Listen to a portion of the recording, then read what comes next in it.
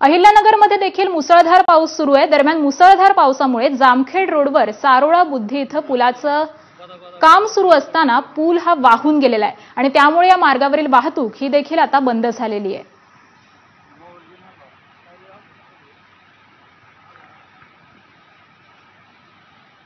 अहिल्यानगर जिल्ह्यामध्ये देखील मुसळधार पावसानं थैमान घातलेलं आहे। ठिकठिकाणी मोठ्या प्रमाणात पाऊस पडतोय आणि त्याचा परिणाम हा अनेक भागांमध्ये झालेला आपल्याला पाहायला मिळतोय।